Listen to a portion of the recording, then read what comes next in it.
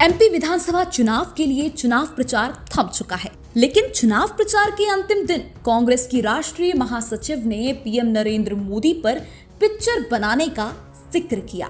दरअसल चुनाव प्रचार के आखिरी दिन प्रियंका गांधी कांग्रेस प्रत्याशी के पक्ष में चुनाव प्रचार करने के लिए दतिया पहुंची थी, जहां उन्होंने पीएम नरेंद्र मोदी से लेकर मुख्यमंत्री शिवराज सिंह चौहान को कटघरे में खड़ा किया। इस दौरान उन्होंने जहां सीएम शिवराज को अभिनेता अमिताभ बच्चन से बड़ा एक्टर बता दिया, तो वहीं पीएम नरेंद्र मोदी पर उन्होंने पिक्चर बनाने की बात कही, जिसके नाम का भी उन्होंने ऐलान किया। क्या कहा प्रियंका ने, आइए आपको सुनाते हैं। होती है तो फट से असरानी का रोल पकड़ लेते हैं, और मोदी जी का तो आप पूछिए ही मत। मोदी जी का क्या कहना, देश के पहले ऐसे प्रधानमंत्री हैं जो परमानेंट अपनी ही पीड़ा में परेशान रहते हैं। कर्नाटका गए, बड़ी लंबी लिस्ट ले गए कि भाई मुझे इतनी गालियां दी हैं, यहाँ भी कहने लगे मुझे इतनी गालियां दी हैं, रोते ही रहते। लगता है आपने वो सलमान खान की पिक्चर देखी है तेरे नाम,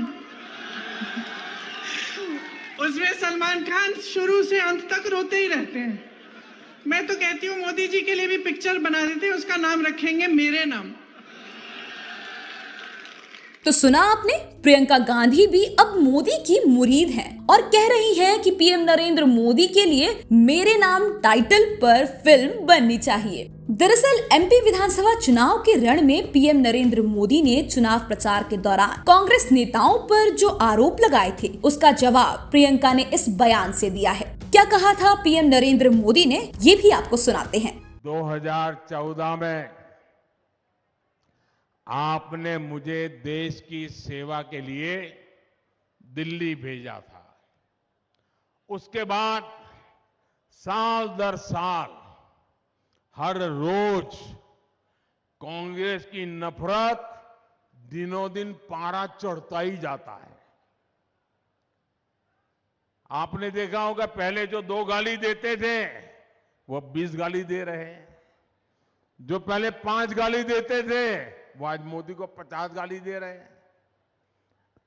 ये गालियां मैं खाता हूं आपके लिए, ये नफरत मैं झेलता हूं आपके लिए, क्योंकि आप सर उठा करके जिए, अपने सपनों को पूरा करने के लिए आगे बढ़े, इसलिए गालियां मोदी खा रहा है, ये नफरत मोदी झेल रहा है।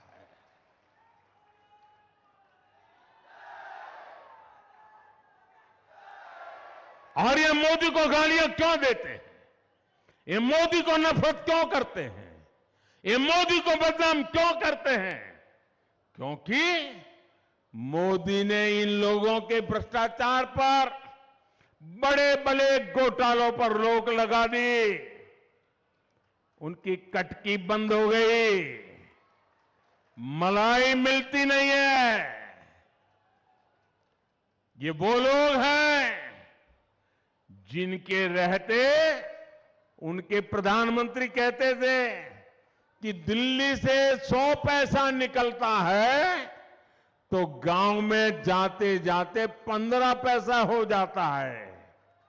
वो कौन सा पंजा था जो 100 रुपये को घिसता था और 15 पैसा हो जाता था? वो कौन सा पंजा ये रुपये मारता था? जो भी हो, चुनाव प्रचार थम चुका है। अब सिर्फ डोर टू डोर कैंपेन हो सकता है, वो भी आचार संहिता के नियमों के साथ। लेकिन आरोप प्रत्यारोप और जनता से किए गए लुभावने वादों के सहारे किस पार्टी को जनता का जनादेश मिलता है और किसकी पिक्चर हिट होती है और किसकी फ्लॉप, ये देखना बेहद दिलचस्प होगा। भोपाल से लोकमत हिंदी के लिए आकाश सेन की रिपोर्ट।